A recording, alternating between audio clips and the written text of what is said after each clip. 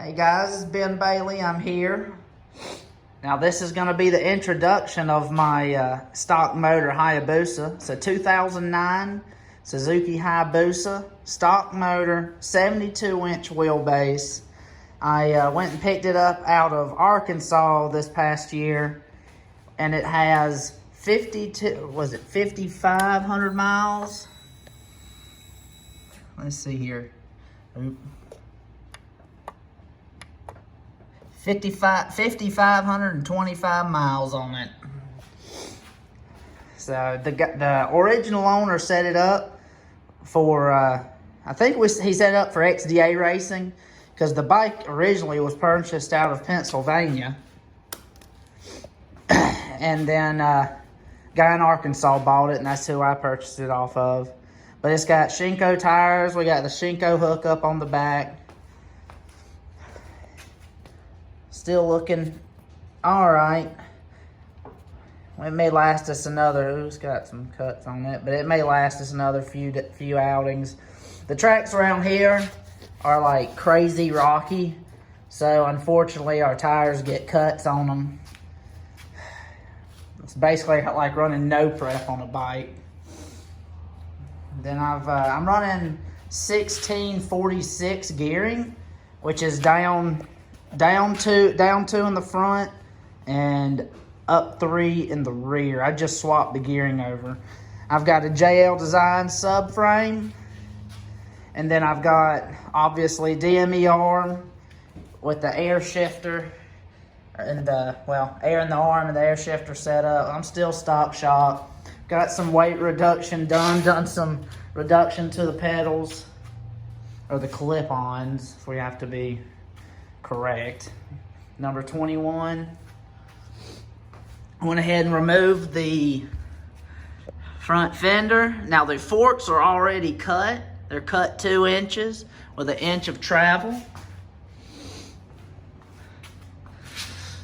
So I'm single rotor.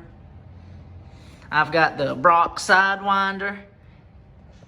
I've got the hole for the wideband. I have to put the wideband and tuning software back on it because my 081K has it all, because I've been tuning that. But yeah, it's got the Spectrum battery for when it sits.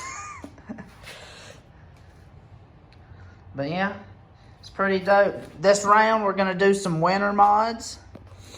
So I'm going to try out the Pro Drive Allison Zero Weight. Chris Moore runs it, gets rave reviews off of it. I've got the Winds Power Charge. I'm going to go ahead and run through the bike's fuel system. I've got an APE flat profile drain plug, and I was told from APE you do not need the crush washer with it as well. And this bike also has a DME low profile oil pan. Now I'm going to get up in there so you can see it. Oh, look, it's so fancy. So yeah, then factory filter. I always trust factory filters. I might try a different kind sometime, but we'll see about that. Also, the previous owner pulled out the secondary throttle blades, so I got some from a buddy. So I'm gonna put them back in, and they said that with stock motor, you need to keep them in because it's going to be. They've picked up 1/10 by going back with their throttle blades. And then when you put these small screws on here, use some of the red Loctite. Then I also have some of these SAE Outlaw lowering links, because I have some of these 3-hole links, and when you go super low, you can't really get all the way down. Like, I've got the front pretty low. It's about to be lower. And then the back is kind of too high, but not really that high. So I'm going to get it to where the back's a little bit, lower. But yeah, I'm going to go ahead and probably do that install here in a little bit. and have a separate video starting on all that. So here's the winter mods for it. And then also the 80, 90, 17 tire for the front. It's an inch shorter, and it's 25% narrower than a 120/70 17. And I also plan on removing these grills in here, so that way I can get some more airflow. And then I have a Sprint P08 air filter and all GSXR like 07, 08, 1K stacks. So I mean, it's a full bolt-on bike. Yes, she's already been to the 5s. The goal is pretty much to put her down into the mid-low 5s this year. So we'll see how she does. So like, subscribe. Oh, and there's the tail over there.